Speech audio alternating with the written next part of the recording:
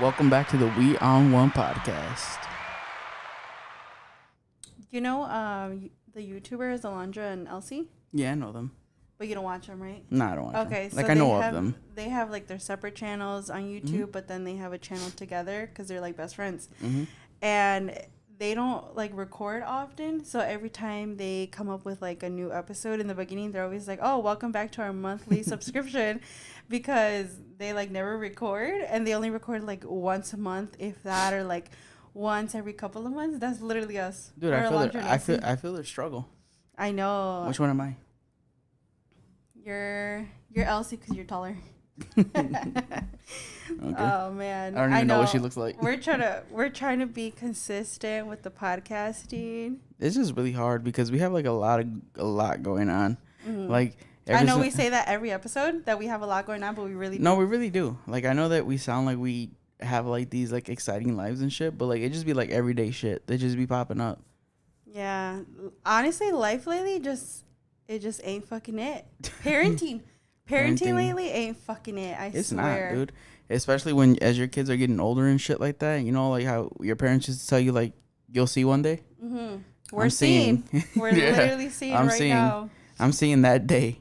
Man. Can the day be over? So I have almost completed my first like full year as the head room parent for my daughter's classroom That you signed up by accident? by fucking accident. Do you remember that, Yeah. dude? Oh my god! Did we talk about that or no? No, I don't think we did, but it was so fucking funny because me and David, we went to our daughter's, like, it was like the first meeting of the year, kind of like welcome to the classroom. Yeah, it was and, like the this is parents what meet the you teacher and shit expect. like that. Like Yeah. it's literally like day 2. And the teacher is sitting there, like, she's talking and talking, like, dude, this is like the longest like presentation ever. And I'm like, fuck, come on, get to the good shit. And she's like acknowledging that she's taking forever because she's like, people usually say when you come to my classroom you're gonna be here for a long time, and we're just looking at her like Fucking shit. no shit, No like, shit. It no, was like, so we gotta funny. go. And like, so she just keeps talking and We had talking. an And I'm assembly. like, man, get to the good shit. Come on. And it was like September. So I knew like she was going to talk about like the classroom parties and stuff. And especially with like October with the Halloween party, like for the next month, I was like just waiting for the good stuff. And The candy. she's like talking, and all of her, like all I heard was volunteer, Halloween, Christmas, Valentine's party, like field trips, field days, stuff like that. And then she said, sign up. She is on the desk. That's literally all I heard. So you thought you were signing up for like Halloween? I thought I was signing up for one of the parties. And then, okay, so she said like, oh, you got whoever is interested can sign up now. The sign up sheet is at the desk. I literally ran to that desk. Do you remember? I like ran so quick and Well, nobody signed up, and we're just no looking one was around behind like, me, well, 'cause and I was shook. we were the only people who were like not paying attention to like the part where she's like, you're signing up as like a parent, like for the whole year, and you're like, do you want to sign up? And I was like, no. Yeah, like she, I like, thought she was no. asking for like parents for I'm like not that creative. the parties and stuff. And I wanted to do all of the parties, right? But I thought I was just going to be just like a volunteer for the party. And she's like, I like ran there, and then I like put my name so quick on the sheet. And it was weird because, I mean, I thought it was a red flag, right? Because the sheet, it was just a plain sheet. And like, I thought that it would be like Halloween volunteers, Christmas, like a bunch of like columns or whatever for all of the freaking parties. And it was just one sheet. And then I put my name on there, and then I look back and there was nobody behind me. And I'm like, damn, why aren't there other parents like volunteering for the parties? I was like, what lames. And then we like walk away, right? And I honestly thought I was signing up for like the parties. I just thought like, oh, okay, if I put my name on the list, she'll call me for each party and ask if I can do it. No, a couple of days later, I freaking get an email that said, thank you so much for volunteering to be the head room parent of the classroom. I'm like, the fuck? What the fuck did I sign up for? I was like, head room parent? You didn't read the fine print? No, I was like, what fucking thing did I sign up for? And then I'm reading this email, like, it was the longest fucking email ever. It basically said that I'm in charge of all of the school parties for the whole year, like, and like the field trips, the field days, literally everything. I'm in charge of it. So I have to come up with like the games, the arts and crafts. I have to seek volunteers like for other parents to join us and like to help out with like the games and stuff. And I could ask them to like bring the games and stuff, like, or like the arts and crafts. And I was like, God motherfucking damn it. Like, I can't believe that's what I signed up for. Like, I thought I was just signing up for the fucking Halloween party. That's honestly the only one I really cared about. And maybe Christmas. yeah, like maybe Christmas is fun. Yeah, Christmas is fun too, but for kids. But like Christmas time is kind of hard to like get off of work Yeah. too. But I was like, oh man, like what the fuck did I get myself into? And then they said like the first meeting for headroom parents is like this day, please join us. And it was 1 day notice, and I was like, oh my God, what the heck? There's like a whole meeting for these headroom parents? Like, what the fuck? And I joined that meeting, dude, and like these parents get so competitive. Like, they were just talking about like, oh, like Halloween is in like 1 month, and I don't know, it was like a month timing or whatever. And they were like, we're already so like behind this year. Like, this meeting is like a week or two later than we expected. And I was like, what the heck? Like, how much time do you need to put these parties together? And then they have, like, all of these, like, details of, like, what you could do, what you can't do, what you could wear, what you can't wear. And it kind of sucks because of COVID, like, we still couldn't take food to any of these parties. And it's, like, that's kind of lame. Like, you can't take food, you know? Especially for the Halloween party, you couldn't take any candy, like, no snacks, no nothing. That must suck. Like, you don't even get to like really experience like what it's like to have like a classroom party, because like when we were kids, we had like I would take cupcakes for like my birthday, or we you would can't like do that anymore. or like you would have like pizza or something like that for like someone's birthday. Someone's mom bought like Papa John's or Little Caesars or some shit. You can't do that anymore. You can't even do that anymore. That's stupid. I know, it's so dumb. And like I asked the teacher like, oh well, what else could we bring? Like if we can't bring like candy and stuff, she's like, you could bring pencils. What the fuck? So you're just giving away, just buying school supplies? Yeah.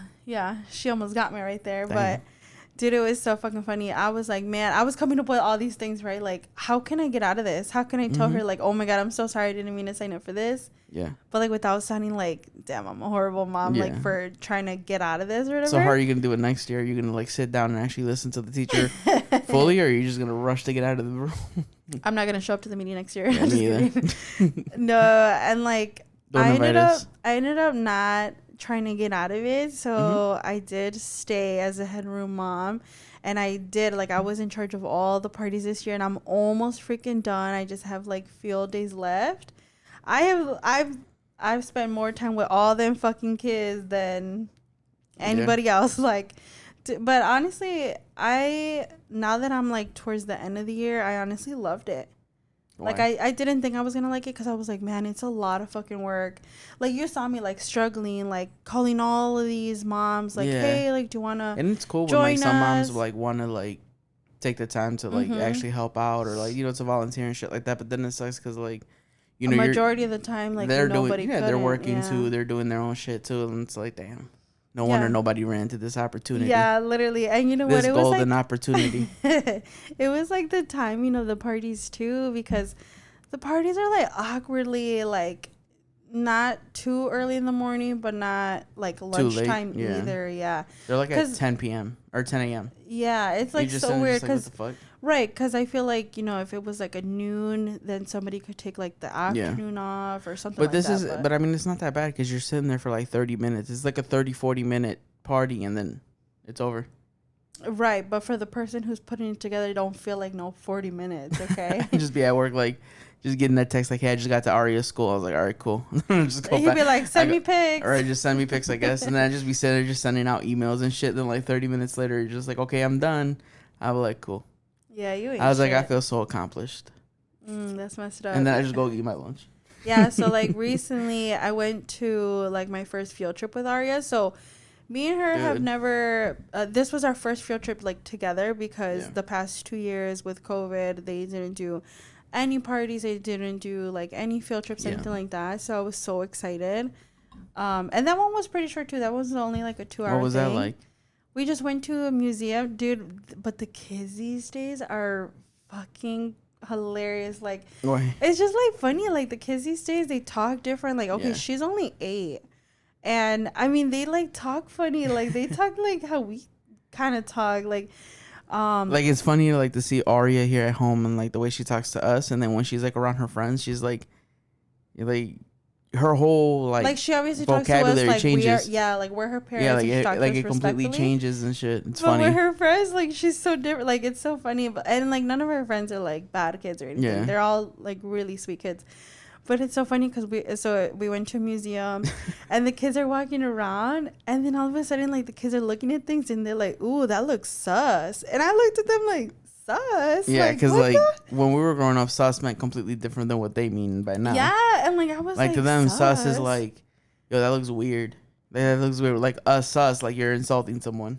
It was so funny though. Yeah. And like I was just looking at them like, why y'all talking like that? These kids are fucking weird because like you'll sit there and you just like hear them talk and I'm just like I'm starting to feel like I'm old because I'm just sitting there just like, fuck, my head hurts listening to these kids. Yeah. Or like you sit there like my nieces and nephews that are like 15, 16, 17 years old. I'm just like, what? Like what the fuck are you guys talking about? Yeah, like one of them was on like, God, like for sus ass on God. No, this one. I'm just like, what the fuck? One of the girls was like, oh, can you prompt your phone up? Let's do a TikTok here in the museum. I was like, a TikTok? Like, I was like, no. They don't even have their own phones and they want you to record TikToks. Literally, they don't even have their own phones. And they're like, oh, let's use your mom's phone. Let's make a TikTok. Mm-hmm. And I was like, oh my God, no. Like, I don't. And then you show up with like pink hair and shit like that, so they think like you're the cool mom. Like, ooh. Yeah, see. Like you're about to let us smoke cigarettes. Oh my God. No, you know what's so funny is that we were on the bus. Because I got to ride the bus with them too. Mm-hmm. And there was these little girls who were sitting next to us, like the next seat. And they were like, ooh, you got matching hair with your mom, huh? And they're like, I was like, oh my God, are we about to get bullied? Like y'all about to get roasted. But they were really funny. See, this is the thing. Is like, if I was there, I probably would have been roasting kids. Yeah. Like I'm different. I'm not like the dad that's gonna be like just sitting there with like calm. Yeah, calm. I'm gonna be roasting the shit out of these kids, building character. Yeah, that is so funny. I would have been like, yeah, and what?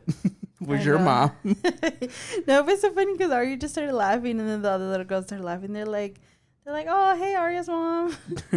Dude, kids are so fucking funny. And they were asking the bus driver to stop for McDonald's. Oh my God, they're fucking savages. We're like on the way home, or not home, but like back to the school after the museum, and we were like passing a McDonald's, and the one little girl was like, "Hey, yo, bus driver, stop right here at the McDonald's. I want to McChicken." I was like, "Oh my God!" You know what's funny? So funny. They I can think about I was thinking about like what I was doing at their age on the bus, and I was instigating fights. Oh yeah. Like we weren't even asking for McChickens or like, doing all that stuff. We were just doing bad shit. You know what? I've been seeing like a lot of TikToks too of like bus fights, or like kids are fighting on the bus, and then the moms get on the bus and trying to like fight the kids. I've seen that. I've seen that shit. Yeah, hell yeah, I've seen that shit too. That I don't know, like that's crazy. Like I get it, right? Like if I've seen it in person.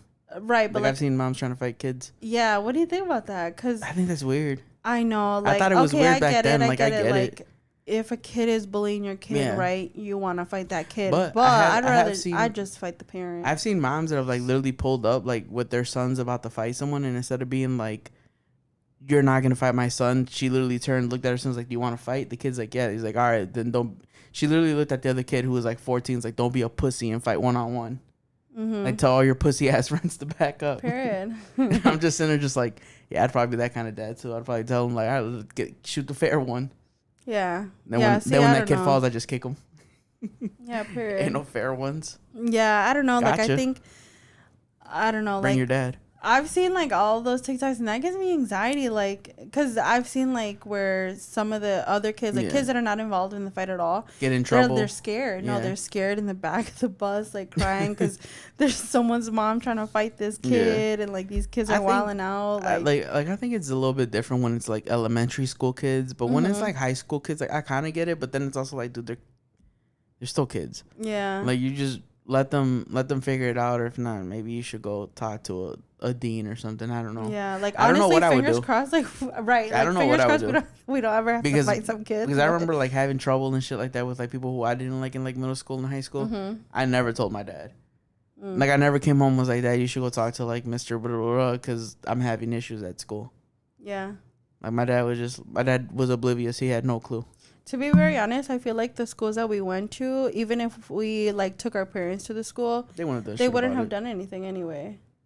Yeah, I agree. It's the schooling. Maybe it's changed now, but who knows? At least when we were growing up, shit was a lot different because shit was horrible. Yeah, I don't know if it was horrible. It was a lot different though. Like shit that like kids were getting expelled for back then don't get expelled for anymore. But like we were also a lot more extreme. Than some of the kids nowadays. At least I think so because I have no clue what's going on in middle school. Yeah, it's just crazy because I feel like she's growing up so much quicker than like I did. Like even her style, like okay, honestly, I feel like it all started with like her style changing. Yeah. So like it was just a couple months ago. It was this year.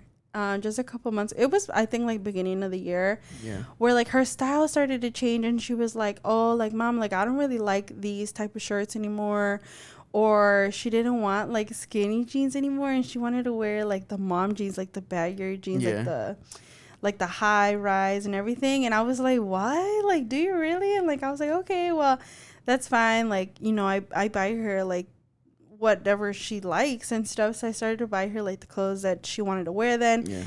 And then like she likes wearing like band tees now. Yeah, like very, very boxy t-shirts. Yeah. And the one night that she was like, okay, because she's a very, very girly girl, and she's always been into like princesses and like princess dresses and stuff. And we used to get her like these princess nightgowns. And then one day she was like, hey, like, I really want new pajamas. And I was like, oh, okay, like, that's, like, all right, we'll go to the store or something. And then you take it to Cinderella. And then I was like, oh, like, what kind? Like, you want, like, nightgowns? Like, what kind of nightgowns? And she was like, actually, like, I don't want any of the nightgowns anymore. And I was like, like, what do you mean? You were her? I was like, why? And she was like, Mom, it's just, like, I'm about to be 8 and like that's just not it anymore. And I was like, that's not it, like you're not it. And then she was like, no, I'm serious, like I just don't want the nightgowns anymore. And like as if anybody knows what she's wearing to bed, like if any of her friends know, right, like she doesn't even go to sleepovers. Like the nerve. You got Axel wearing like fucking puppy pals. And she's like, oh, like I just don't want to wear them anymore, like I just want like regular 2 pieces. And I was like, girl, you are literally breaking my heart right now, but okay, fine. I honestly thought she was like just kidding for a little bit. And then like an hour Belinda's later, waiting for like the JK. I was waiting for like, well, I could just keep them or something. Yeah. No, like, a freaking hour later, she like comes and she drops off all her nightgowns on my bed. And like she wasn't kidding, like literally she had a whole pile. She's like, you can donate them. Yeah. I was so upset. Like I was like, oh my god, like why? I love the little princess nightgowns. They're so cute. And then after that, like, it was just like, then after like the clothing, then she was like, oh, I really want, because I dyed my hair pink first. And then right after she was like, oh, I really want like the pink strips. And I was like, girl, you're only like 7, well, because she was like a week or 2 away from 8. And so I was like, girl, you're only 7 years old, your dad's not gonna let you dye your hair. And I was like, she was like, well, let me go ask him. And she's like, maybe my dad will let me dye my hair for my birthday. And I was like, okay, bet, let's go ask him. I thought you were gonna say no. That's why I was so confident. I was like, let's go ask him. But I mean, like, this is what you gotta think about. Like, if I can say no, and then what happens? Like, she ends up doing it anyways. Yeah, like, you know what I'm saying? Like, it's like one of those things. Yeah, I don't know. like, who knows how she. I feel like there's like a million other horrible things that she could have asked me to do, and I'm just like, it's like one of those things where it's like, as a parent, you kind of have to like pick your battles. Like, no, was I crazy about her dyeing her hair? No, because I think she's too young and her hair might get damaged. But I trust Liz, who does your guys' hair, and I'm just like, well, I trust that she knows what she's doing, and I would hope that Arya isn't gonna like damage her hair forever. And I mean, and even if she does, it's hair, you know, like it'll grow back, I guess. Yeah. See, but like, okay, like growing up Mexican, like my mom used to be like that. I mean, I was 16 when I finally got like some highlights, and it was just like a teeny little bit of highlights. Mm-hmm. And growing up Mexican, like they always tell you, like, no, you can't dye your hair. Like, I've heard a lot of people not being able to dye it until they're like 15. And then I was like telling, well, when Arya went up to you and she was like, oh, like, Dad, like, what do you think? Like, if I got some pink strips in my hair for my birthday, you were so quick. You were like, yeah, if your mom says yeah, like, I'm good with it. And I literally looked at you like, no, you didn't. What do you want me to say? Because at that point, if I said no, then it would be on me. And I was hoping that you were going to be the one to say no. The bad parent? Yes. No, not me. That way, like, if you were like, no, you can't dye your hair, then I would have been like, sorry, Arya, your dad said no. See, this is the thing. I'm not going to trip about shit like that. Like, I'm more worried about, like, her wanting to go out at night and, like, hang out at parties and shit. Like, I'm going to trip about that. Like, I don't care if you want to dye your hair purple. Do it. No. But do it in the room. Like, don't go outside. Like, just hang out. No, yeah. Yeah, like, 7, 8 is, like, still pretty little it's to, that like, age dye where, your like, hair, but, you know, I mean, 2 strips, I guess, right? Like, they say, like, okay, kids when they're little, they find their personality. Like, Axel, he's about to be 3, and he's finding his personality. Like, he's starting to, like, show interest in sports, specific sports. He's starting to do stuff, like, specific, like, TV shows and things like that. And, like, usually from, like, age 0 to, like, 3, you're doing whatever the parent wants you to do. Mm-hmm. You're only really in love with the Mickey Mouse Clubhouse because that's what your mom is putting on for you. Like, you don't give a fuck. Mm-hmm. You're watching whatever. And then they go through another phase where, like, as every couple of years, kids are going to go through phases where, like, they're going to want to reinvent themselves. Mm-hmm. And I think that I remember being her age, like 8 years old, and just being like, damn, like, I want the cool clothes. I want this or whatever. And we just couldn't afford it, or whatever the reason was I didn't get it. But, you know, I'm in a fortunate position where I could do that for her. We could do that. And I don't know, like, I just felt bad. Like, I didn't want to be like, no. And then, you know, her just be like, very like, damn, my dad didn't let me dye my hair. Now she's going to be like 28 years old making a podcast about how her dad didn't love her. No, you know what's fucking crazy? Okay, so my mom was like really, really strict with my hair, right? She didn't let me dye my hair until I was 16. And then I called her to confide in her about it because I wanted somebody to tell me like, no. I asked about like 10 people. Like, should I let Arya dye her hair? Like, should I do it? I called like 10 people. No one told me no. Literally. I was like, why the fuck did I call you people? And like, okay, I called my mom. But why are you saying no then? I called my mom and I asked her and I'm like telling her about it and I'm like, yeah, like, she's only 7. Like, I don't know if I want to do, like, the strips in her hair. Like, because she's so young. Like, it could damage her hair. Yeah. And my mom was like, oh, she would look so cute with 2 strips of pink hair. But then you remember, like, the way she was with you? Miss Girl, I'm sorry. Are you the same fucking mom who didn't let me add just, like, a couple of highlights in my hair at 16? Like, she threw a fucking fit. Like... She wanted to whip my ass. Well, that's why you did it anyways, right? Well, no, she ended up saying yes, and like she took me herself. But yeah, I probably would have done it anyway. Like, you would have done it anyway, so it's like might as well just have let you done it from the beginning. I was like, but why are you saying yes? But why are you so against 7? Or why were you? I wasn't against it. I was just like worried that in the future it will damage her hair. But then I think you're trying to keep her your little girl. No, yeah, you are. And then I ended up asking like my friend Liz, who did an episode. There's like a whole episode on my friend Liz. She's my friend, but she's also my hairstylist, and now she's Arya's hairstylist. I ended up asking her like, "What do you think? Like, do you think she's too young if we add some pink strips in her hair?" And she was like, "Girl, no, she'll be fine. It's fine." Like, and she's like, "You're the only person tripping about it." Yes, she was literally like, "You're the only one tripping. Like, it's gonna be fine." And she's like, "If anything, we'll just cut it off." I think everybody was more surprised that I said than you tripping. Yeah. And I'm just like, am I really do I look strict like that? I mean, you could be strict when you want to be strict, to be honest. Nah, I don't think so. I think I'm too lenient, if anything. You're okay. You're okay. I'm too lenient, if anything. Yeah, so then after the hair... You're okay. I feel like it went like I feel like it went after like okay, like the clothes were changing, like her hair and stuff. And okay, you know how like at Target they have like the toddler girls area? Yeah. Or like the toddler area, and then that's split into two, girls and toddler boys. Into like big girls or whatever. And then how like the other side of Target, because okay, like let's say this is Target, okay? Mm-hmm. They have like the toddler boy and toddler girl on this side. And then they have the bigger girls on this side. Mm-hmm. Well, a lot of people like say like it's so heartbreaking when you see your toddler go from the toddler section at Target to across. And by people, do you mean moms on girls? TikTok? Yes. Nobody says that except for that group, that small group of moms on TikTok that like I feel like you guys all hang out with each other through TikTok. Oh yes, those are all my besties. And then like it's like sad, like a sad transition when they finally go to like the big girls section.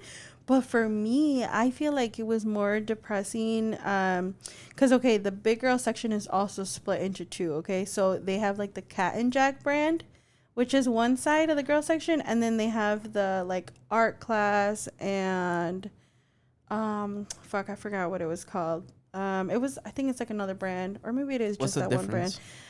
Okay, so like the Cat and Jack is more for like little girls? It's for girls, I think like up to size large or extra large, I don't know.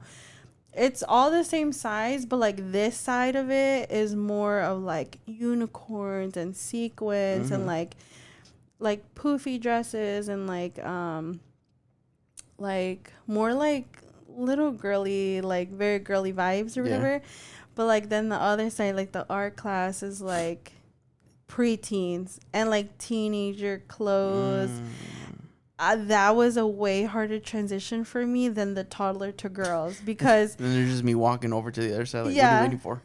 Like because I mean like she was into like the sequin shirts and like the rainbows and unicorns, and that's something else that she didn't want anymore, remember? So her room was like unicorn theme and like rainbows everywhere and stuff. She still likes the rainbows, but she no longer like cares for the unicorns. And I was like, oh my god, like she was into unicorns for like years. So and like I feel like she still kind of likes them, but she's just kind of, I'm telling you, she's just growing up to the point where she's just like, she's into music, she's into this now. And now I think the next, like if you're having a hard time now, wait till she turns 10 11, then it's gonna be really different.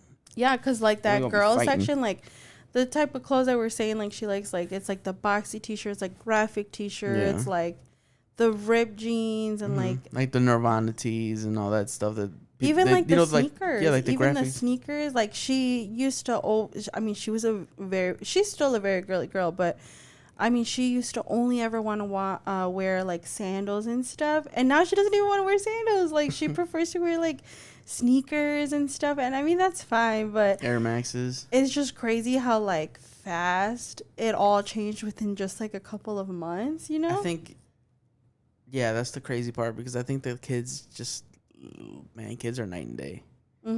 Like you blink and then the next moment they're just fucking, they're 1, then they're 5, and you're just like, what the fuck? And then you're crazy. Like, they're graduating kindergarten, and then all of a sudden you're fucking accidentally signing up to be the head mom in 2nd grade. Period. So it's like, and there's no fine line between all that. It's just a blurred line. You either have to, I don't know. I just think that shit's weird. I think it's weird for mom and dad. I think mom and dad have 2 different experiences with it. You see it as like very sad and like emotional, where I'm seeing it as like, all right, cool, Arya's more independent. You're so annoying. Like, go cut the grass, go take out the trash, like, let's go do shit. Now it's just like she's really at that age where like, hey, do you want to go to the store with me? No. All right, cool. Go hang out over there with your mom. Then I'm gonna go to the store. Where before, before she would want to go with you, she would. To a lot of places. And like, now she doesn't. And like, it's because I'm trying to like adapt to that new phase where like she goes from like completely being with me all the time to like she doesn't want to hang out with me, and then it'll slowly turn back to like where she wants to hang out with me again. So I'm literally just going through that phase. She was like a huge daddy's girl. Like she only wanted to be with you. And I'm not like sad about it, because I understand. I don't know. I mean, it is sad, Like parts of it do. I'm like, damn, that's kind of fucked up. But I'm also like, I know that it's just gonna come in one big ass circle. Because that's how it was with like us. Like I remember being a kid and not giving a fuck about hanging out with my parents, and now it's like, damn, you sit there and like, well, when are we gonna go see my parents? You know, like for what? Just like to the other day, to sit in the same room with them, you know? Yeah, like the other day, she was like, "Do you want to go to TJ Maxx?" And I'm like, "Girl, hell yeah, let's go to TJ Maxx." And then I was like, "What the fuck you need from TJ Maxx? Like, what you need now? Because she's literally my broke little bestie. Like, and she has the nerve to be like, you want to go to TJ Maxx, as if she has fucking money to go to TJ Maxx. Like, girl. No, but there you are spending your money. But yes, we're gonna go to TJ Maxx. Let's go. And we go to TJ Maxx, and like, I mean, I honestly thought that she was gonna go straight to the toys, or like, I mean, she didn't say it like, because when I asked her like, why do you need to go to TJ Maxx? But yes, we're going. She was like, oh, just to look, like, just to see what they got. And I'm like, girl, you are speaking my language. Let's go. And then, you know, we get there, and she doesn't go straight to the toys. She went straight to like the cosmetics. Yeah. And I was like, what the hell are you gonna get over here? And she was like, oh, like I heard like they have these Ariana Grande perfumes here. And I'm like, Ariana Grande? Like, where the fuck are you hearing this at? And then, what the fuck? Right? Like, she doesn't even have a phone. Like, who the fuck is telling you? Who the fuck told you that they have an Ariana Grande at TJ Maxx? And sure enough, she did find them perfumes. And she was like, oh my God. She was so excited. She's like, they have them. And she's like, please, I want it. And I'm like, fuck me. Like, sure. It's like when I go hunting for belts at TJ Maxx. Like, I always find a really good, nice, like, looking cheap belt that looks like designer, but it's not. But you can play it off if you look fast enough. You can't tell the difference. Shut up. So people can't even tell the difference. It's just like, yeah, I just money. Yeah, it's so fucking crazy how like time flies. Honestly, it does. Man, but I enjoyed it though. This is the thing. It's like I'm not sad because I enjoyed it. Like I know that I can look back and be like, I didn't take for granted any moment that I had whenever she was a daddy's girl. You know, like I didn't take it for granted. Like I was there the whole time. I'd wake up, take her to ballet. I would do shit like that. So like I know for a fact that I didn't take anything of that for granted. So I'm not like looking back like, man, I wish I would have spent a little bit more time with her. Yeah, I guess that's why, you know, because like I think that when dads do get sad about that, a part of them is like being kind of like, I don't know, what would the word be, like not resentful, but like disappointed in themselves that they didn't just do the little extra shit. Because now look at your daughter, she's too old. Or like me, I was like, dude, I did everything. Get on my face. Yeah. Like going out with your mom. Like, dude, I woke up like I did it all. Like, you know, I was one of those dads that like, I took her to swim, I took her to ballet, I took her to cheer. I took her to everything. Anything. She was really good at like rotating. Yeah, like anything that she was a part of, like I was there. Even from like the moment that she was born, I was changing her diapers. I was doing stuff with her. You were like a hands-on dad. Yeah, like I wasn't. So I don't have any regrets as far as like I know that. Like how fast she's growing. Yeah, like I have no regrets because I was there every single fucking way of the step. I mean, I was there too. Obviously, I'm not saying you're not, but I'm saying like it's different for a mom. And it's different for a dad too, because usually this is the phase where like dads are like, fuck, like I should have taken a little bit more time. Where I'm like, no, like I gave her memories because she still brings them up to this day. Like we'll be chilling, she'll be like, Dad, do you remember when this and this happened? And I just be like, why are you bringing that up? Right, but how do you feel about the attitude now? That's why I don't regret it. That's why I don't regret it at all. Dude, because she's getting bad. I mean, with with the style changing and like her clothes changing, her hair changing, like the fucking attitude. Well, one thing about her is that she's always been like one of those kids that like she's too smart for her own good. I say that shit all the time. She was always very sassy. But people don't understand that. If you know her daughter, you know that she's very sassy. But holy shit, like the attitude is horrible. Like she went from like, but it's just with us.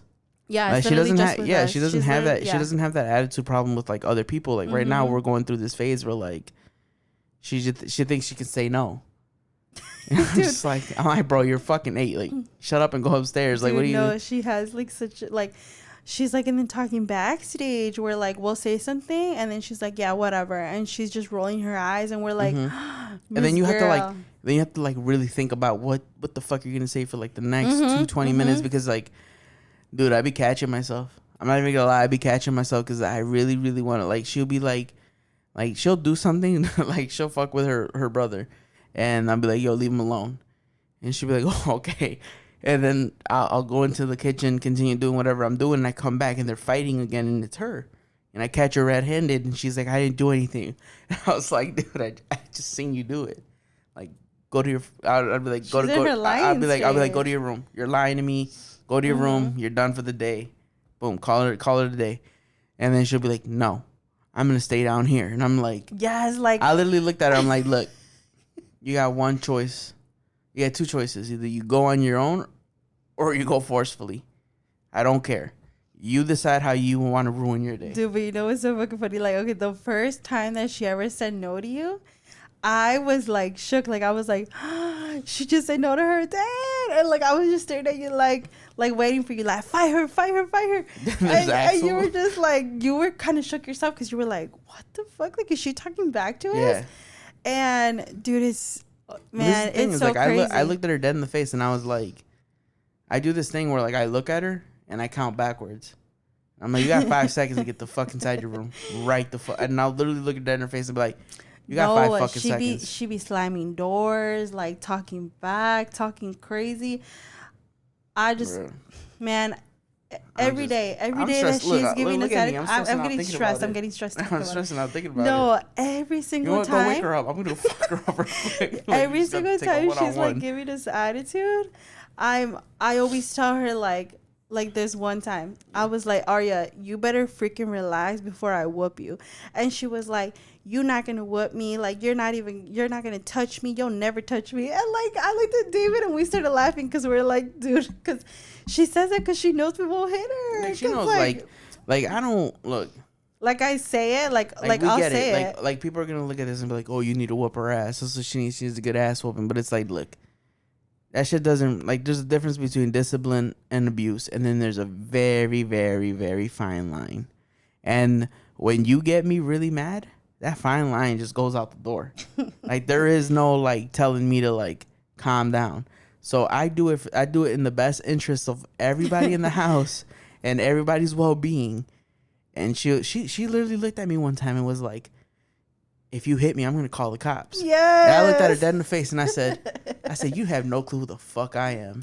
And she's like, what does that mean? I was like, I'll go to jail. I don't give a fuck. Like, you got and then we walk away laughing because we're like, damn, we can't hear it. Like, what the fuck? Like, no. Like, she'll do shit and then, like, dude, I'm like cracking up thinking about it. You want a gentle parent so bad. I'm like looking at her like. At the same time, we want to whoop that ass. Like, dude, her and Belinda be going at it, and then I'm just like, I'm like behind Arya, and I'm giving Belinda like the fucking like yeah, like, that's what you fucking get. Talking all that shit. There you go. Go ahead, handle it. But you know what gets me so mad though is that when we're like telling like family like nobody believes like us. Her like current situation with like attitude and stuff. We're like and, Andy family, and she's Chucky. And like family.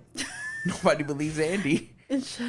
And like family will say like, oh, that's what you get because you were like giving such bad attitude as a kid, or like you were such a bad kid, like that's what you get, like now you get to see. I hate when family says that because it's like, yeah, like, okay, I totally get it. I knew that when you have a girl, you're gonna obviously go through like the attitude stage and stuff like that.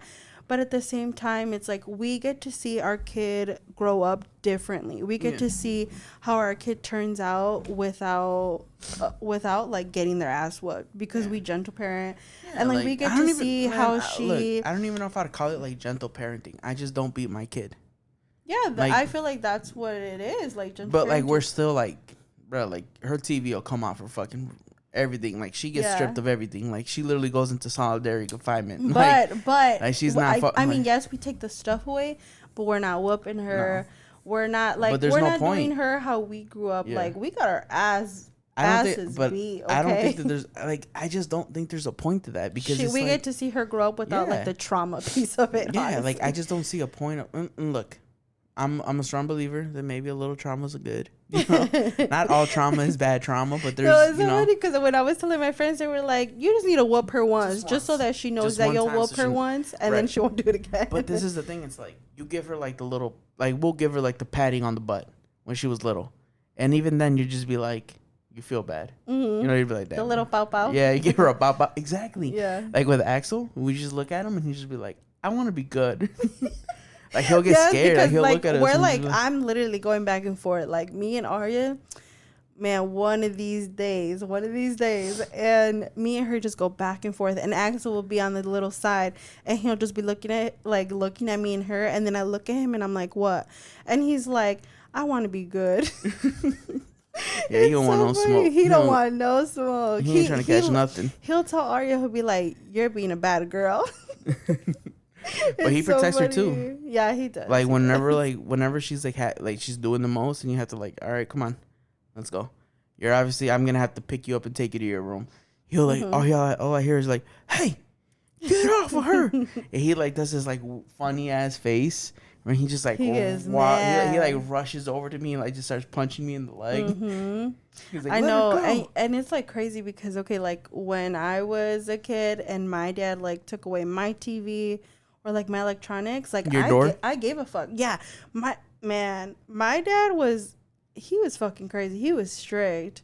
He used to take the doors off like the hinges. Like he straight up took my whole door at one point. Dude, it's crazy because like I don't know. Like you can't picture it? No, I can picture it, but I'm saying like I know your dad. I can picture it very well, but I'm saying like with my parents, like it was just a little different. Like there was take your doorway. Nah, well I didn't really have a room. Okay. But then it's like, you know, when there was that time where like your dad kind of looks at you and just kind of like you think you're a man, and then you just kind of like look at him and you just kind of have to remember like, oh shit, that's my dad. Like I'm not about to put hands up. I don't know how white kids do it. Hey, I don't know how little Terry does it, but shit, I be looking at my dad like, all right, fam. Like I know I can piece you up, but I'm not gonna do it. You know, like I'm not gonna do you like that. I'm just gonna let it be, because there's been times where like I'm going at it with my brothers or sisters or something, and my dad will just be like, hey, like chill the fuck out, and I'll just be like, all right, I'll chill the fuck out. Yeah, but like she doesn't. And that's all I'm asking, Arya. Just give me what I give my dad. Just be like, all right, give a little fuck. All right. And no, now, she literally doesn't, because you've taken everything away at this point. Like, and I feel like the door was next, right? I'm getting there, but I'm also like, when is enough? Leave a comment, because like when like parents, if you guys are out there listening and you have like teenage kids or something and you've been through what we're going through right now, it's just fucking crazy because she's like, not even a teenager. Like let us know, well, what do you do? Right. Like how does this gentle parenting work? Because we're ready to tap out. Yeah. Like what do you do? Like, is there no other? Like sometimes I'm just like, bro, like you literally have my hands tied. Like I'm trying to give you. There was one day where I was just so freaking fed up of the attitude, and I was like, what do you need from me? What do you need from me? Tell me what you want. Like, why are you doing this? And like, I mean, I always ask her why she's doing this. I literally look at him like, dude, what the fuck are you complaining about? Yeah. Like, what do you have to complain about? But then I have to remember, like, I don't have her struggles. Her privileged struggles. I don't have those. But sometimes you look at her and you just be like, bro, what the fuck is going on? And then she'll just look at me and she'll just be like, I'm just angry. And I'll be like, that ain't got shit to do with me. Like, right. What the fuck did I? Yeah. Dude, the fuck did I do? Sometimes it'd be like 7 in the morning, like 6:30 in the morning. She's getting ready for school and she's giving me attitude about I don't fucking know what. This morning. I'm like, girl, it is 6:30 in the morning. She got up this morning and was going through, like, she was going through like your paperwork at your desk, and she was grabbing her like school binder because she left it for you to sign it. And I'm like, what are you doing? And she's like, I'm not doing anything. And I'm like, can you get out? Like, I need to change for work. And she's like, okay, whatever. Do whatever you want. I don't care. She walks out, and then I'm getting downstairs. I'm getting ready. I'm getting Axel ready to take him to daycare. And she's like, can you come kill this spider in the bathroom? I'm like, whatever. You can do whatever you want. And I walked out. I said, whatever. You do whatever you want. I'm like, I'm going to treat you just like how you treat me. If I'm whatever, you're whatever. Like, don't call me when you only call me when you need me for shit. Period. Like, today she was being really, really nice. Got ready because she has a school play tomorrow. So she was playing it real cute because she wanted her fucking nails done tonight by you. And the other night, she's fucking downstairs fucking talking shit. Wilding out. Like, you know, just fucking around. And today she like showered on time, did her homework on time, and like was like comes up to me like with the little nail polish. She's like, "Can you paint my nails for my play tomorrow?" Yeah, and like disclaimer, like This is maybe like out of 7 days, the attitude and shit like that is probably like 2 or 3. Yeah, but it feels like it feels like you're going through this whole intense like emotional roller coaster, and then you just sit there just exhausted because at the end of the day we'll just look at each other and just be like, hey, bro, I'm just gonna go to bed. Like I don't even have like we don't. You know what? Let's even, just see tomorrow. Like literally, like we get so like frustrated and like overwhelmed with everything that we have going on with our kids that like. When me and Belinda are ready to fight, we're just like, what are we even talking about? Yeah. Like, I'm not even. We already fought with our kids too goddamn much. Like, I'm not about to fight with you. You better just leave me alone. Dude, and then, like, I mean, it's even, like, the lying. She's, like, in the lying stage, too. Okay, it's because she doesn't know how to lie. Yeah. Well, no, before, she couldn't lie. Like, she just couldn't lie, and then she would just... Well, she doesn't know how to lie, so she can't lie. She would just tell on herself, but, like, now she does lie. Yeah. And sometimes I really can't tell, like, if she's lying anymore. And the other day, okay, because I have Orbeez. She got Orbeez as a gift once, and we have them on a very top shelf where she can't grab them because I only let her play with them with like adult supervision. So someone has to be with her. It's because they're messy and like they get. No, they're Really, dangerous. let me get there because they're small and they can get all over the place, and then Axel can pick them up and eat them. Mm-hmm. Yeah, Axel actually has never ever seen what like Orbeez is or anything. He's that little kid who like sees shit on the floor, and if he thinks it looks funny, like he'll just eat it. Or he'll smell it and be like, yeah. So he's never seen it, so that's why it's on a top shelf, so that only she can play with it, and me and her only play with them together like during his nap, where he is like nowhere to be found because he will go up to her and like snatch him and stuff. He is a walking hazard. The box on the shelf was empty, and I was like, what the fuck? Like, first of all, how the fuck did she get them down? And second, like, where the fuck are like where's the bag? And I go and I asked her like, where's like the bag of them? Like, why is the box empty? And she was like, oh, I didn't want them anymore, I threw them out. And I was like, okay.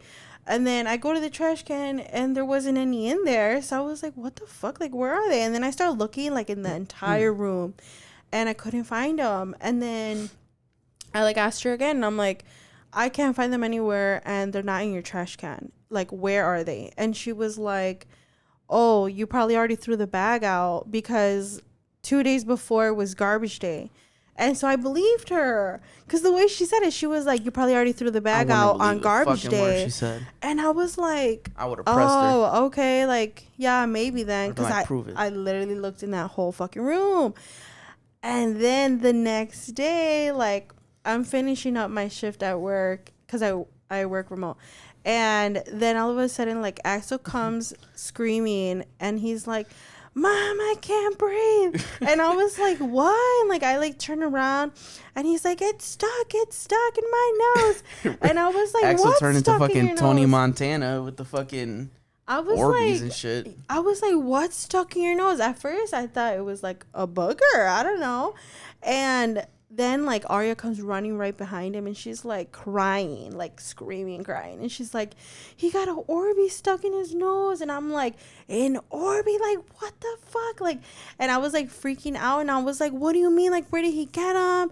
Like, I thought you threw them out. And she's like crying. She's like, I'm sorry, I lied. Like, that they were in her fucking sock drawer.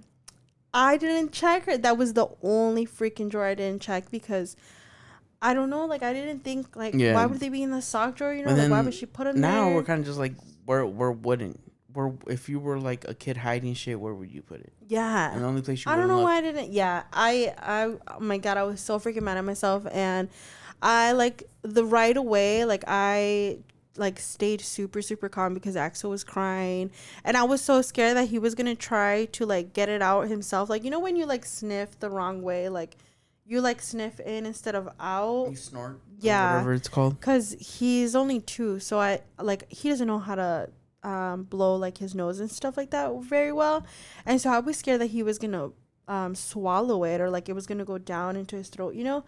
And so I like stayed really really calm, like. And I actually thought that if I was ever put in a position like this, that I would probably freak out and, like, have, like, an anxiety attack. And, like, because, I mean, he's, like, choked on food. And when me and you are, like, there, I freak out. And, like, David right away, like, grabs him and, like, you know, gets whatever he's choking out. But I always, like, get really anxiety and I like freak out when I see it. But I think I was so calm because I was by myself. You weren't here with me for this time, you know? You didn't have somebody to be calm for you. So yeah. You said, fuck it, so I literally like, I mean, my heart was beating so freaking fast. It felt like my heart like just dropped, you know? And I was super calm. Yeah. And I kept telling him like, it's okay. Like, I need you to calm down so I can try to take it out. And he was like, okay. And then I have like this like nose booger picker thingy. It's like shaped like as a teddy bear head, and it comes with like a little light on it. And so I stuck it in his nose with the little light to see if I could see like the Orby. And I literally saw it all the way at the freaking edge. Like, if he would have like sniffed the wrong way, it honestly would have. If he would have just done one of these. Yes. If he would even like put his head back, I feel like it would have went all the way back. Yeah. And I saw it, and then I went like I grabbed like this other nose sucker, like the nose. What is it, like nose Frida? I think that's what it's called. And booger snotter. Yeah, like the booger snotter, and I started like sucking so freaking hard.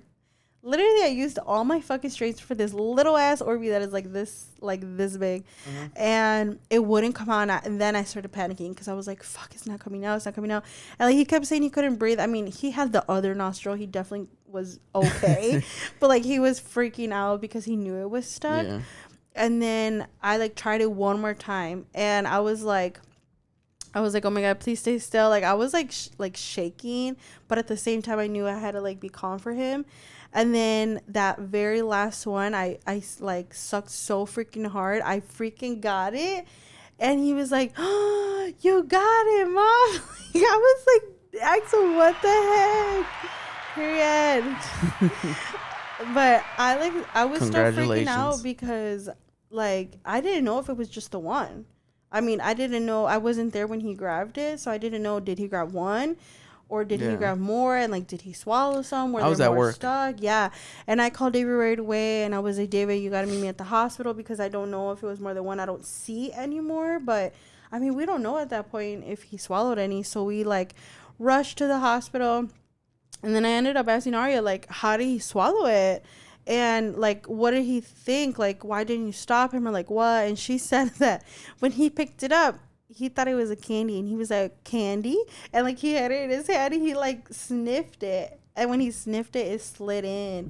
And then he was like, oh, like it got stuck, and like it just slid in there. Dude, I was fucking, I mean, we can laugh about it now, but that day I was like, it was bawling, a week ago today, bawling my freaking eyes out, like freaking out, like, because I mean, I've heard like some really horrible ass stories about like that happening to kids, like kids just like getting pennies and all types of shit just stuck in their fucking not pennies, but I'm saying like little shit that obstructs their breathing, like random things in their nose or in their choking. Ear, and like swallowing things, but like specifically those things. So like when they touch water, like they're like small little balls, like little gel beads, and then when they touch water, they turn into like big gel beads, like.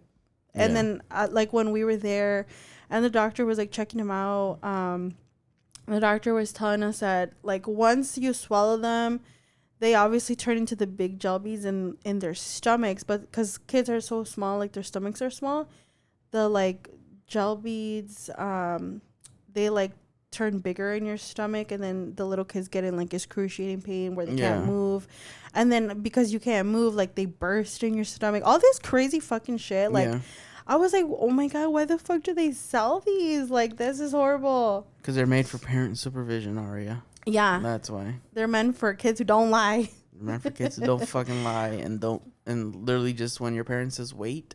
Fucking wait. Oh my God. Wait. And then like the freaking, okay, though, this is a part where I was like, oh my God, like how is this happening? You know, because when we actually did get to the hospital, it was a 4 to 5 hour wait for a bed, like, and I was like, 4 to 5 hours just to be seen. Like, if I wouldn't have gotten that Orby out my goddamn self, like he would have been sitting there with it in his nose for 4 to 5 hours, and the estimated time was very accurate. We were literally there for 5 hours. Yeah, that shit was bullshit. Yeah, and but I mean, there's nothing like, you could, I mean, whatever, like you can't do shit about it. Like I mean, we called like all the hospitals near us, and all of them were horrible. Like that was like the best one. That was the best time, and it that was fucking the sucked. Earliest. Yeah, there was one that was like hours, it was like 10 11 hours, and yeah. then you're just sitting there just like, bro, I'm not about to spend the whole like fucking half a day 10 here. hours for a fucking bed. Like holy shit.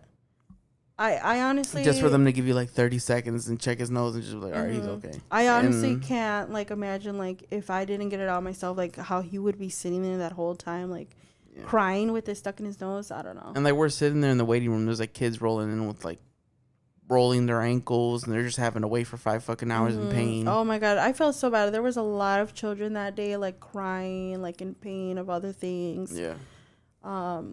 Yeah, so I don't know. She's just changing. Yeah.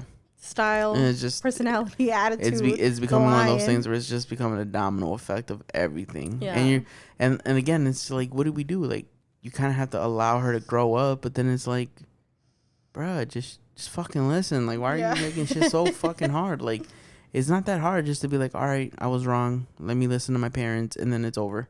If you're listening to this and you are a police officer, DM us. Let's have you come over. DM Belinda. I don't talk to 12. Oh. Yeah, I don't talk to 12. Come over to our house in your uniform and scare our kid for us, please. Yeah. And then okay, so this was actually the day before Mother's Day too. What? Like when he went to the hospital. Yeah. No. Oh no, after. Sorry. It's the Monday after Mother's Day. Yeah, so this was all like within the week or whatever. But Mother's Day was so funny. Yeah, Mother's Day was so funny because me and her were beefing on Mother's Day too. Oh my and we're God. sitting at dinner and we're on opposite sides of the table because we are beefing. And I told David, I was like, do you want to tell the story of what's going on? Or do you want me to tell it? She's just got nasty attitude and she's just not grateful. Okay, and so that's why I didn't want to sit with her.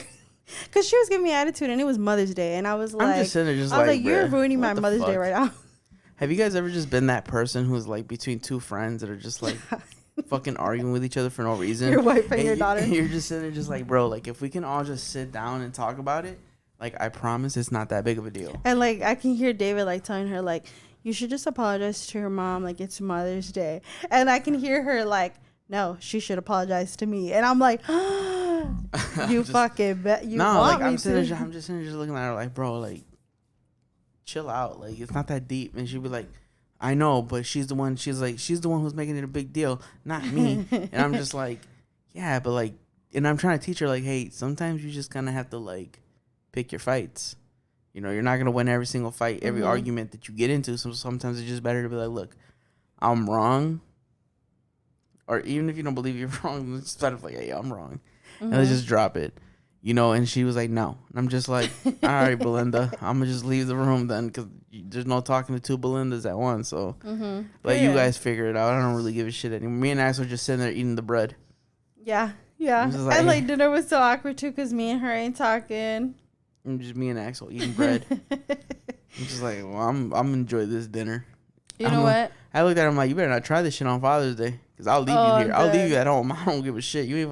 I'm like, I protected my peace. Yeah, you know what? Speaking of Mother's Day, I saw like a lot of back and forth on like a lot of women saying like, you know, who is supposed to be like prioritized on Mother's Day? Excuse me.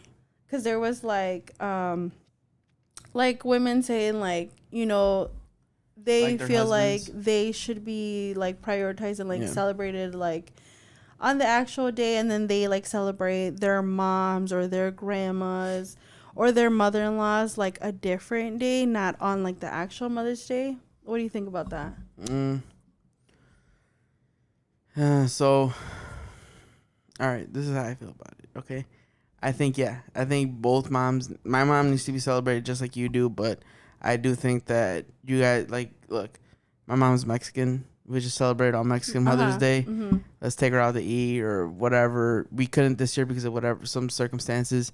So I was just like, hey, if my mom is available, let's just take her out to eat. Let's take her to a Mexican restaurant. She loves this place. But what about people with moms who are not Mexican and they don't have Mexican Mother's Day? I can't speak to that. We're fortunate. We get 2 days. No, Nah, I think it's weird when dudes are mother or mama's boys. Like, I think it's weird. Like, I get it. I'm all for like loving your mom and your mom loving you and shit like that, bro. But it's like at the same time you made your own life. There's a woman who birthed your kids, and in my opinion, that kind of holds a little bit more weight than your mom. Yeah. In some senses, because like, and not everybody agrees with my point of view. Some people are just like, nah, a lot of people don't. It's crazy. And that's okay. That's so weird to me. Like, why wouldn't you want to prioritize the family that you created versus the family you came from? Well, this is the thing. The reason why is because men who prioritize their wives are looked at as mandilones or pussy whooped. They're looked at as lesser men, beta males and shit like that. So men try to like overcompensate by saying like, you're not my mom. What the fuck do I care? Yeah, type of deal, you know. And I feel like especially like Hispanic, growing up Hispanic, you probably hear that a lot. You're overcompensating because, bro, it's okay to celebrate your wife. I promise you, that girl who has sex with you at night, not your mom, but the girl who has sex with you at night, and even though you look disgusting, she still finds you attractive enough to give you kids.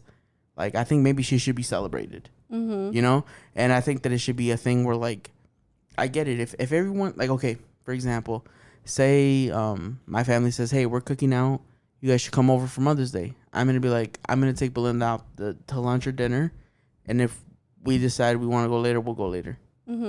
It's not that big of a deal. See, and even for me, I like feel the same way. Like, I love my mom and I love my grandma.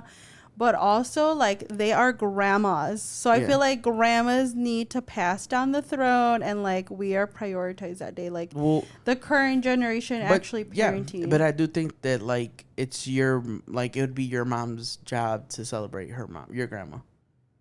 Because that's her mom. Oh, yeah. You know what I'm saying? Like, it kind of has, like, its levels.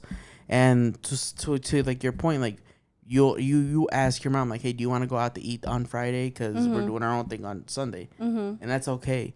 But I think like all these like dudes who like are just weird about their mom, just like, hey, bro, that's a little weird, bro. Like, I know, because I saw a bunch of like women posting saying that like when they asked like their husband like, oh, what are we gonna do for Mother's Day, like that the husband was like, oh, you're not my mom. Like, what? Well, it's that the same is shit so weird. It's like you know, there are women who say that about men for Father's Day. They're like, what are we gonna do for Father's Day? I don't know. You're not my dad. What the fuck do I care?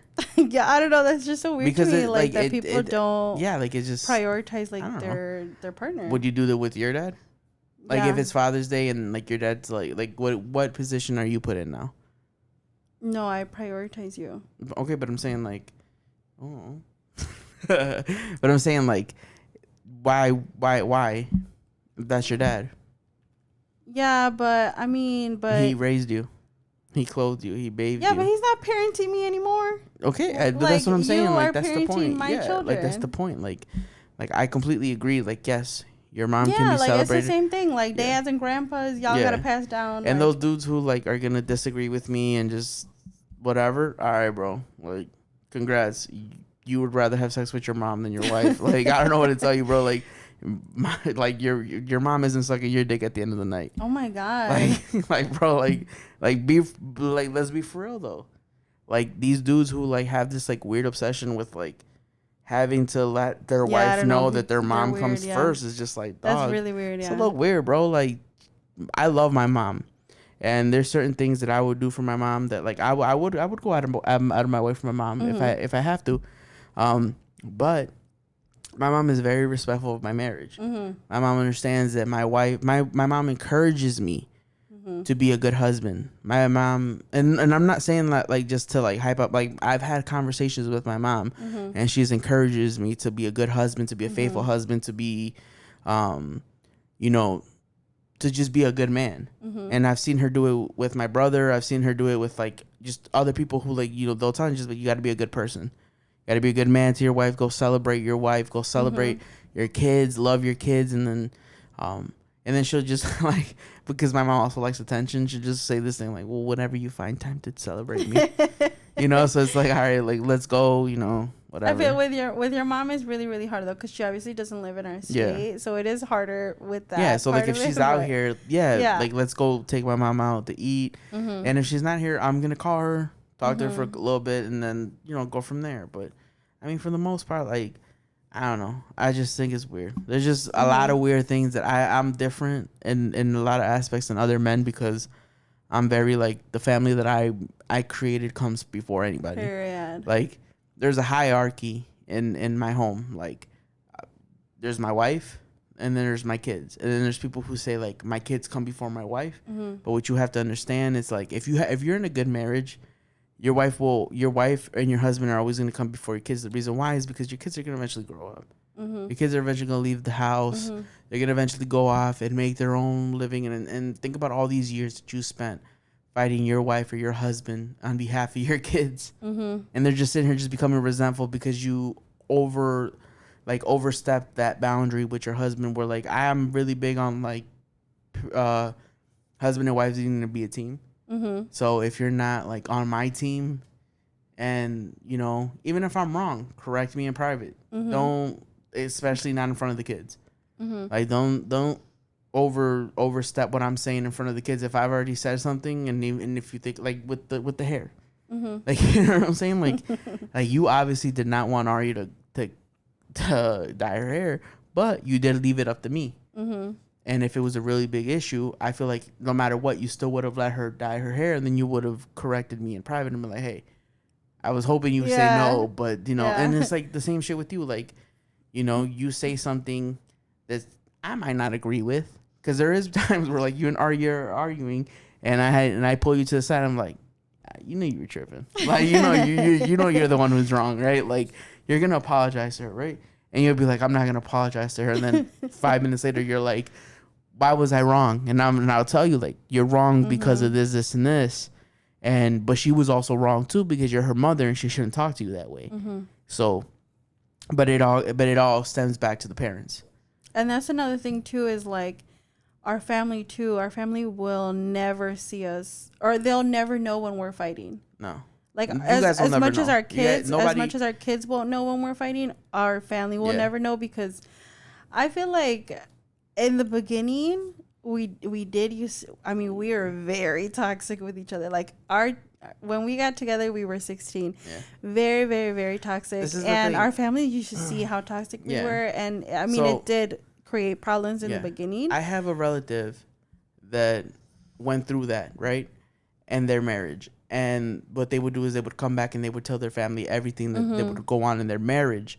And whenever their partner would be around, my family would make certain comments that I felt was a little out of line, mm-hmm. or they were butting into shit that I just felt like didn't really pertain to them to be even butting in. Mm-hmm. But my family member made it okay for my family to do that, and they shouldn't have done that, because what ends up happening is it creates this like dynamic of like they know everything, and then now you look stupid whenever you mm-hmm. go and you resolve things. So I'm not going to go and tell my brothers and my sisters whenever I'm arguing with Belinda. One, it's none of their business. Respectfully, it's none of their fucking business. But two, I'm also not going to be like, you know, talk shit about you, you know? Mm-hmm. Like, I'm not going to do that, because then I look stupid at me and you work it out. Mm-hmm. Like, I'm not going to go to my mom's house and be like, Mom, I'm leaving her. I'm doing this. I'm doing that. And da-da-da. Like, I've had enough. Like, mm-hmm. there's no point of that. Because me and Belinda are going to work it out at the end of the day, and we're going to figure things out on our own time with our own pace. Mm-hmm. It's nobody's business. Yeah, my sister knows, though, when we be fighting, because I be talking shit about you in the text messages. Yeah, I'm just kidding. I be talking shit, too. I don't care. Who you talking shit to? You know who. You and Dallas be talking shit about us, huh? Yeah, I be getting no Dallas like, yeah, she tripping, huh? Oh. Dallas just be like, you right, bro? Like, I'm just saying, like, you're not wrong. I'm like, I'm not wrong. I know I'm not wrong. I'm going to fight both of you. But this is the thing. It's like, you could have friends that you can confide in, right? Mm-hmm. I do think that's okay. I just don't think that you should do it with your family. Mm-hmm. Yeah, because your family, that dynamic is set up for you to like protect you. Mm-hmm. You know what I'm saying? Like, if Aria comes to me and she's like, "Hey, me and my boyfriend are having issues. He's cheating on me." Mm-hmm. I'm never gonna like him ever again. Yeah. Even if she decides to forgive him, I'm gonna be accepting of the fact that she decided to forgive him. But I'm always gonna be like, "Yo, you're a piece of shit." And whenever chance I get, when I will mm-hmm. find my chance, I'm gonna steal on him, and I'm gonna take chances to beat his ass, or I'll have somebody pay him with it. You know what I'm saying? Like, I'll have like resources, mm-hmm. allegedly. For legal reasons, we're just kidding. Yeah, for legal reasons, this is all a joke. Yeah, see, like, but okay, one of my friends, they had this boyfriend, and like he did cheat on her, and he did all this horrible things to her, right? And so I hated him. Like I Yeah. was straight up like, no, like you know, you can't be with him. I don't like him, and like. Yeah. Then she, you know, she started seeing him again, and I was not for it. Like I was like, no, like he did all this horrible ass shit to you. Yeah. He treated you this And bad, and it took me so long, like, to like him again. yeah. I mean, thankfully she left his ass again, but Yeah. like, But you know, that's an this is the example of thing. It's that. like I have friends like that too. Mm-hmm. I have really good friends where like I feel like I tell them all the time, like, look, bro, you're a better man than me. Mm-hmm. A lot of you dudes who can forgive your girlfriends and your wives for like lying to you or like cheating on you. Like lying is one thing, but like to cheat on you, you're better than me because I'm not forgiving. Mm-hmm. I'm You know not what? forgiving. Speaking of family, okay, last year I feel like my family, like, or not just my family. I mean, okay, I'm not gonna be specific, but I feel like family in general like took like Even though you already said it. What the fuck? honestly, like it was just like a huge like hit on like my mental health. Like Yeah. I suffered so bad last year because okay, like family just can't family like they used to anymore. Like I feel like everyone is just beefing with fucking everybody all the time. Like Yeah. some people will be fighting and then they get cool, but then another people in the family Yeah. start fighting right after that. So then Yeah. now these people aren't cool. So we still like can't be a fucking family. And like it's just so stressful. Like I feel like, man, last year like I was just so stressed all the fucking time because of family. And I'm just not doing that this year. I'm not like, either. Like I don't. I mean, I don't and really like have those issues. it gets like so like stressful too Yeah. when like let's say there's like a family event, and then there's the people that are like messaging like, if so and so is invited, I'm not going.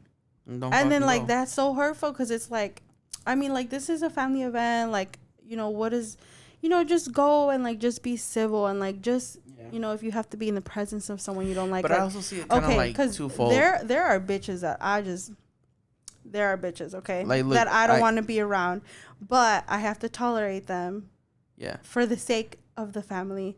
But then, like, I feel like It's That twofold would- because I'm kind of the same way too. Like I understand why. Like, look, if I hit somebody up and I say, "Hey, this person's also gonna be here," you know, and they're like, I'm not going," because that person's going, then I just be like, "All right, bro, then don't ever expect to be invited again." mm-hmm, It's simple. Like I'm not like, you know me. Like I set my boundaries and I'm very good about setting boundaries. Like I don't allow anybody to come into my life who I'm not fucking with. If you are trying to be funny on the low, if you're being disrespectful on the low, I peep everything, and I keep receipts, and I'm not about to sit here and play around with my one thing that I do not fuck around with is my wife, my kids, and my respect. and my peace. And that comes with respect. Mm-hmm. Like you're not about to sit here and play with me and crack jokes on me or like, you know, try to use me as a butt of a joke to make yourself feel better. Like I'm not playing that shit. And it doesn't matter who it is, friends, family. I don't give a fuck. Mm-hmm. Like you Because okay, kick me rocks. and you are two different types of people. So like David, when he gets excited about something or like he just has good news about something, he wants to share it or like Yeah. he wants to I want other post people it or something. And I'm not like that. Like where Yeah. let's just say we were gonna get a new car. Like David wants to like tell people like, Yeah. oh, like I want to tell so and so like this is the car that I'm thinking about getting or something. And I'm Yeah. like, no, like you can't tell anybody you're gonna get that car until you already have that. But this is the car. thing, the Because reason I why feel like you can't share like, I just feel like there's like some family where like you can't share like, even friends, Family, you can't yeah, share but, like, exciting I'm all- news yeah. without them like throwing negative energy at you. Yeah, like I 100% agree with that, but I'm also like the person who I like to speak everything into existence. Mm-hmm. Like And I'm not very like I'm that. very big on like the shit that I believe in. I believe it out loud. That way, whoever's listening can reciprocate that energy back to me and understands that this is what I want, and they'll give it to me.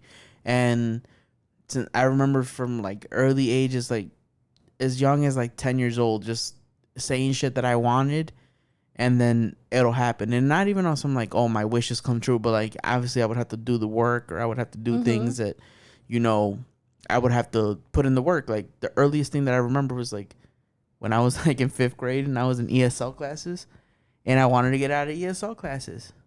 So I would like talk to my teacher, and then she would tell me what I needed to do to get out of ESL classes, and I did it. But I remember always just saying, like, this is what I want, and then it didn't happen. Mm-hmm.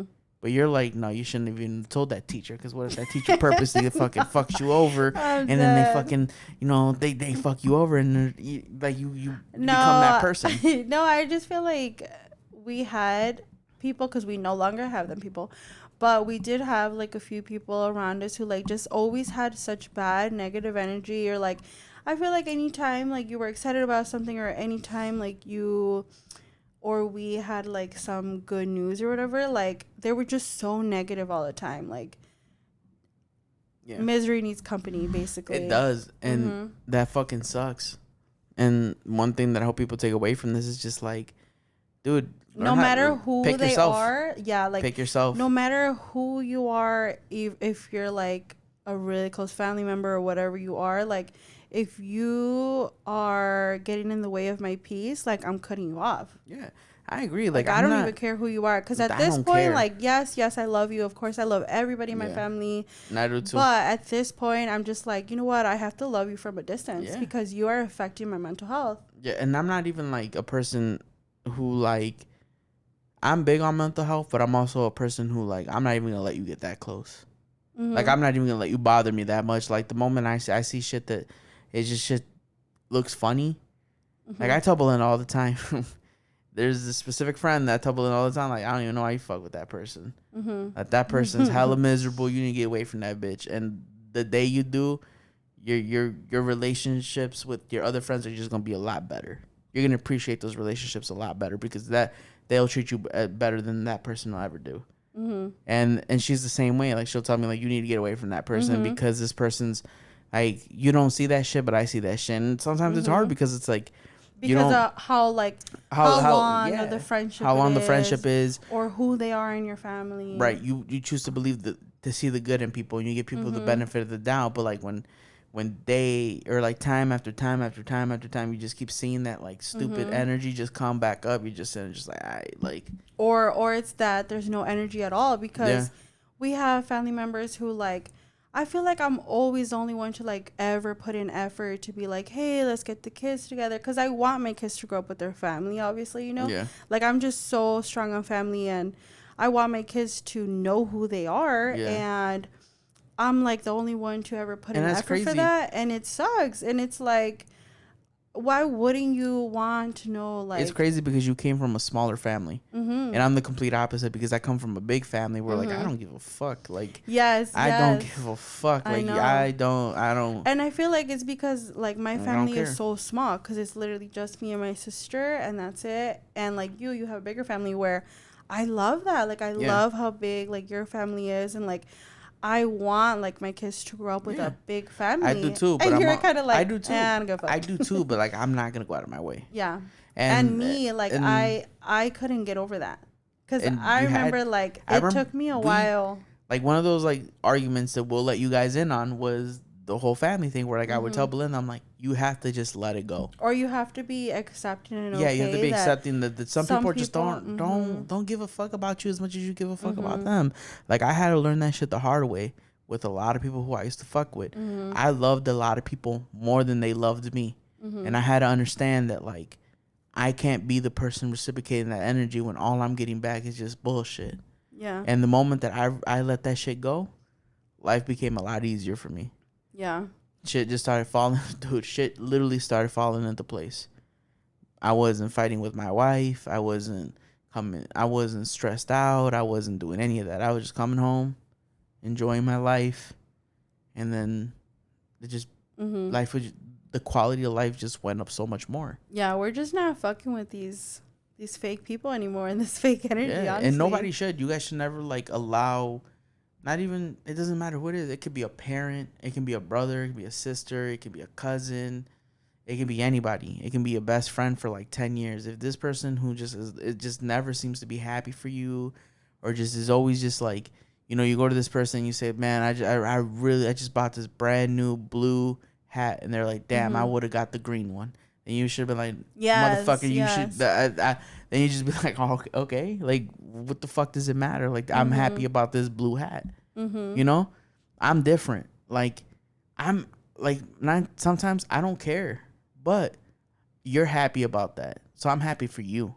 Like, sometimes, like, I'll tell you, you know, like, about these specific people, like, nah, like, you should cut that person off because that person literally does nothing for you. And then you have, like, this one really good friend. Okay, I'm low-key jealous of y'all friendship because you guys are just so positive with each other, like, always sending each other, like, positive messages, like, you know, have a blessed day and whatever. And I'm just looking at, like, it's because Karina, why aren't you wishing me a blessed day? But this is the thing. It's like, we have to, like, I'm big on, like, normalizing shit for men, especially men who look like me, who are Hispanic and don't traditionally come from that, like, hey, bro, you got to be tough.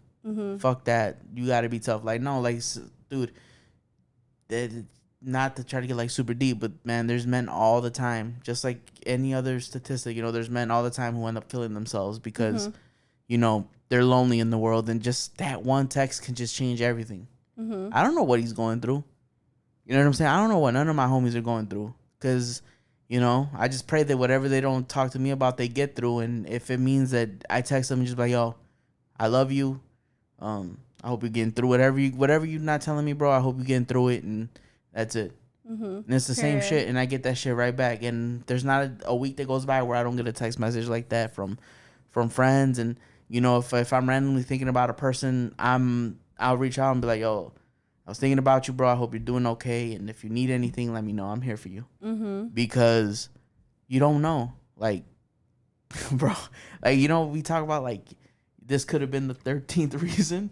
Like, you never know what people are real life going through. And you're just that one, like, man, thank you. Yeah. So we're basically we're cutting off all the fake friends and family. We're going to be like, bye. See you never.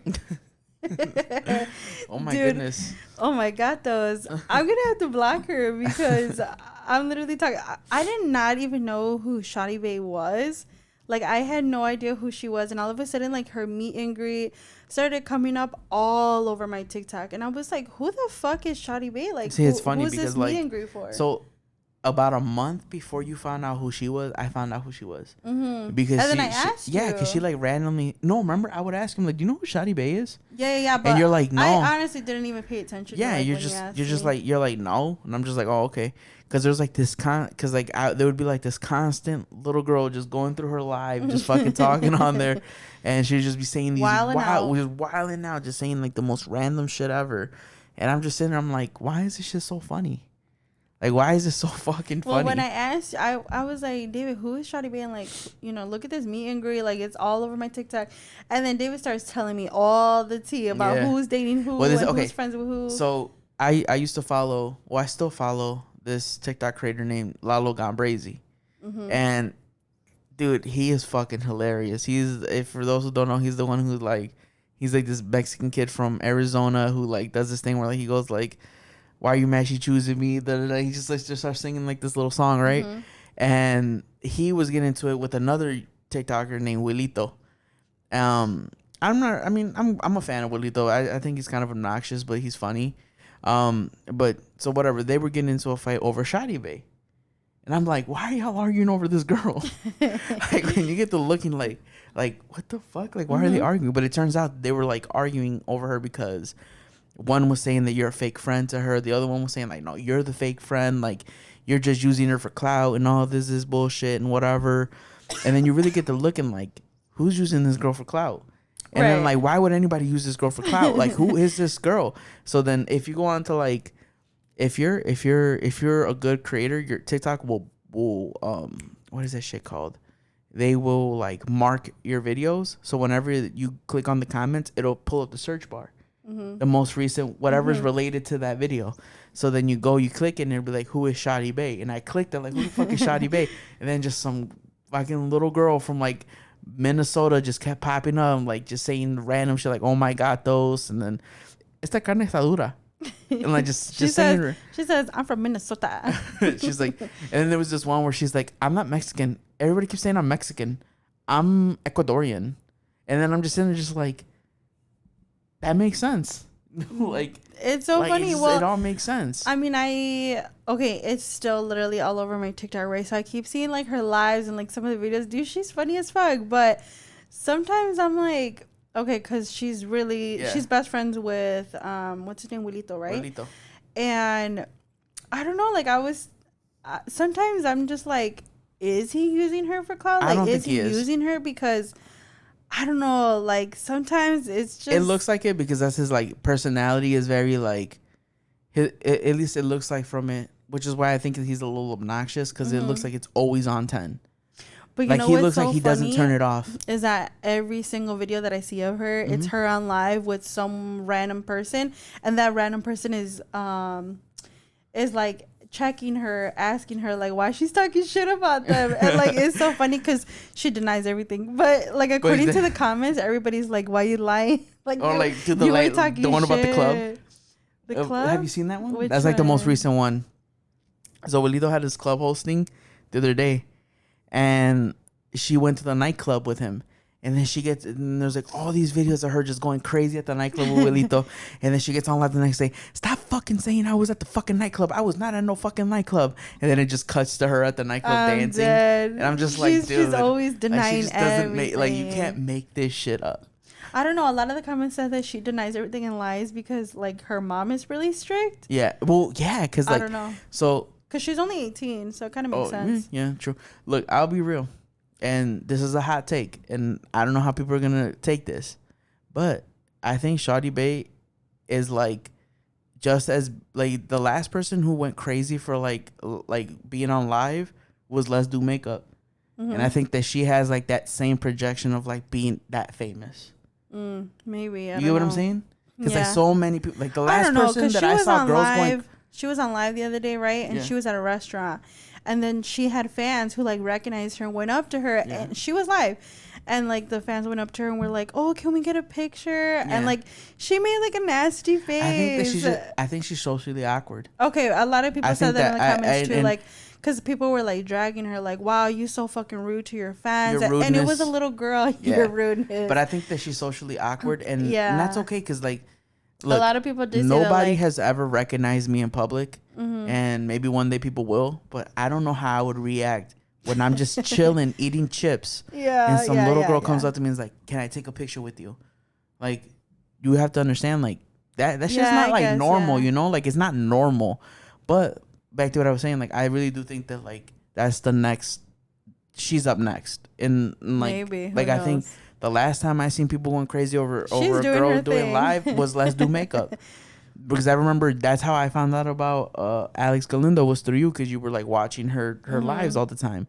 And I'm like, why are you watching this girl just do her makeup? Like I at this time, was it like 2016? 2017? I don't remember what I didn't get it. I was like, I don't get why people are just watching this girl. It was I started watching her way before she got like super famous. That's what I'm saying. Like I'm just like I don't even know how I found her. You would watch it on Facebook and you would get mad. You would be laying down like, oh, she already went live. I already missed like an hour of her live. Yeah, she like barely had like that many views at like in the way beginning when it was like it was like 10 20k. It was like 10 or 20k views. No, it was way less. But like that's what I'm saying. Like, and the last person that I seen grab people like that was her, and I'm just like, okay, I get it. Yeah. And then her doing that whole like meet and greet with the makeup and shit like that, I'm like, man, say whatever you want about that girl, she's but living. She's got something that people like, and I don't know what it is. To me, it's like just how blunt she is, because it's like people because this is the thing. It's like people become influencers, and they get stuck in like this persona of like fakeness, like in this like fake like. You got the block her now too. For real, dude. She has like 5 TikToks. Yeah, because she'll jump on one and she'll be like, "Come talk to me on this one." I think the one that always shows up is coconuts. Yeah, coconuts. That's the one that pops up to me a lot. She's coming to Illinois. I'm gonna DM her right after I get off of this episode, and I'm gonna ask her to come on the podcast. Everybody blow her up. She actually just posted that she got a manager. Because everybody kept telling her she needed a manager, and she really, really did. She does. She needs PR. Beauty Creations fucked her over. Dude, she needs PR. I couldn't believe it. Like, I don't remember exactly what she said. I think it was like that she didn't get paid for like that whole meet and greet. All she got was like clothes or something like that, or I don't remember what. Like that's what I'm trying to tell you. Like she's a kid, but she finally got a manager. She doesn't. I'm a DM. Hopefully the manager doesn't fuck her over, because managers do that. But that's what I'm trying to tell you. Like she's a kid, she's learning, and that's why when I see people hating on her, like I get it. She probably just doesn't think about the shit she's gonna say, and then. I don't. Maybe she wasn't like popular in school, so like people approaching her about talking shit. Because I've seen that. You've seen that shit with like girls in high school, where like they'll be talking mad shit, and then they get confronted, and they'll be like, "I didn't say anything. What the fuck are you talking about?" But like, I get it. I don't know. Shout out Shadi Bae. She's living, man. Hey, she's living. She's got to figure it out. My dream. She's figuring something out. She's hella funny. Get us to 1,000 followers. We'll go live on TikTok. I'm gonna go live with her. That's the first person I'm gonna go on live with if I can. If you can try to get in live with her. Yeah. Dude, I'm gonna DM her right now. I'm gonna DM her. Maybe she'll see it. Maybe she'll see it. Who knows? Every shot not taken is a shot missed. Maybe I should. We should DM Wilito. He definitely won't see it. Put both of them in a little. Put them thread. in a group chat. Yeah. And Janika. Throw her in there too. Who's Janika? I mean, like they say, like Wilito has like a thing with her, but they haven't confirmed it. They're all staying at her house right now. Oh. I don't know. I don't even know how I know. I barely like started researching who these people were like 2 days ago. I'm too invested. I don't know. I don't know how I got this invested. Like, there's the NBA playoffs going on, and I'm over here worried about what the fuck Wilito and Shadi Bae are talking about. Literally. All right, catch us on the next episode where we come back with more info on Shadi Bae. Yeah, she's coming to Illinois. We'll see if we can confirm if we got her booked or not. We'll see if we can go to her meet and greet here. Yeah, we'll see. Bye, guys.